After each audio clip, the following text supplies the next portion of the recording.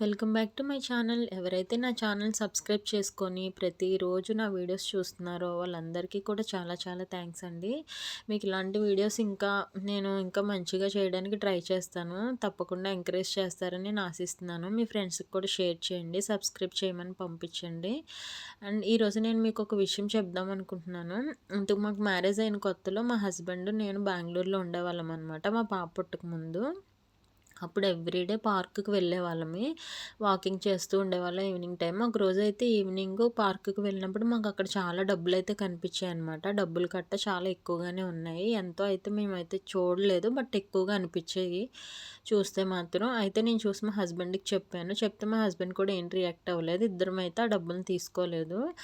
ఎందుకంటే మనది కాదు కదా అని చెప్పి వదిలేసాము. నాకైతే వాటిలిని చూస్తే ఏమనిపించిందంటే అనవసరంగా వేరే వాళ్ళు ఎవరైనా తీసేసుకుంటారేమో అని చెప్పి తీసేసుకుంటారేమో అవి తీసుకొని బాగా లేని వాళ్ళు అది ఉంటారు కదా, వాళ్ళకన్నా ఇద్దాం అనిపించింది. మళ్ళీ ఇంకొకసారి ఆలోచించుకున్నాను. అవి అసలు అనవసరంగా తీసుకొని మళ్ళీ వేరే వాళ్ళకి ఇచ్చేస్తే పాపం ఎవరైతే ఆ డబ్బులు పోగొట్టుకున్నారో చాలా కష్టపడి సంపాదించుకొని ఉండుంటారు కదా, మళ్ళీ సేమ్ అదే ప్లేస్‌కి వచ్చి వెతుక్కుంటారేమో, పాపం వాళ్ళకి ఏ అవసరమో ఏంటో అనేసి మేము ఆ డబ్బులు పట్టుకోలేదండి. అక్కడ హాఫ్ అన్ అవర్ ఉన్నాము. వచ్చేటప్పటికి కూడా అలాగే ఉన్నాయి ఆ డబ్బులు. ఎవరో ఒకతను అక్కడే నుంచొని ఉన్నారు. మేబీ అవి తీసుకుందామనో ఏమో మరి నాకైతే తెలియలేదు గానీ, మేమైతే ఆ డబ్బులు తీసుకోకుండా వచ్చేసామనమాట.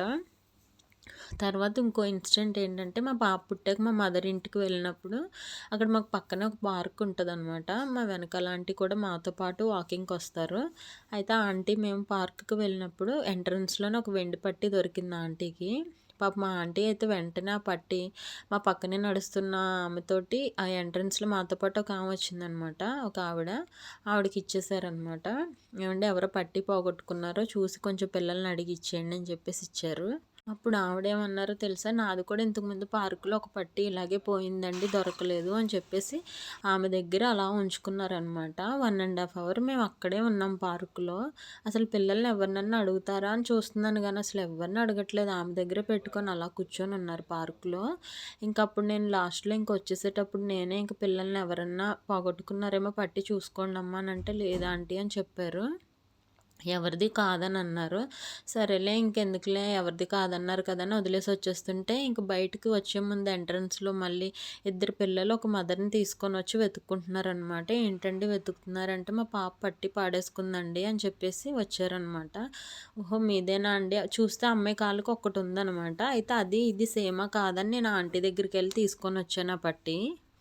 తీసుకొనొచ్చి చూస్తే సేమ్ అదే పట్టీ అనమాట. ఒక కాలుతోటి ఉంది కాబట్టి ఇంకా ఆ అమ్మాయిది అనిపించి వెళ్లి చూసుకొని తీసుకొచ్చానమాట. సేమ్ డిజైన్, సేమ్ పట్టీ అనమాట. ఇంకా ఆ అమ్మాయికి ఇచ్చేసా. ఇవ్వగానే చాలా థ్యాంక్స్ అండి అని చెప్పారు. వెండి రేట్ చాలా ఎక్కువ ఉంది కదండీ! థ్యాంక్స్ అండి అని చెప్పారు. నాకు కాదండి థ్యాంక్స్, ఈ ఆంటీకి దొరికింది అని చెప్పేసి అన్నాననమాట. ఆ ఆంటీ కూడా పాపం చూసారు. చూడగానే వెంటనే తీసి ఎవరిదన్నానేమో ఇచ్చేయండి అని చెప్పి ఇచ్చేసారు గానీ ఆమె ఉంచుకోలేదు. కానీ ఆమె తీసుకుందాం అన్న ఉద్దేశంతోటే ఉంచుకున్నారు. నా ఒపీనియన్ ఏంటంటే, నేను చెప్పేది నాకేమనిపించిందంటే, మనది కానిది మనం అసలు తీసుకోకూడదండి. అది ఏదో ఒక రూపంగా మనకి దానికి డబులే పోతది. మనం ఎప్పుడైతే మనది కాదు అనుకోని, మనం ఎవరిది రూపాయి ఆశించకుండా మనకున్న దాంట్లో మనం హ్యాపీగా ఉంటే దేవుడు దానికి డబుల్‌గా ఆశీర్వదిస్తారనమాట. నేను చేసింది కరెక్టో కాదో కామెంట్ చేయండి. మీకు నచ్చితే లైక్ చేయండి, సబ్స్క్రైబ్ చేయండి. Thanks for watching.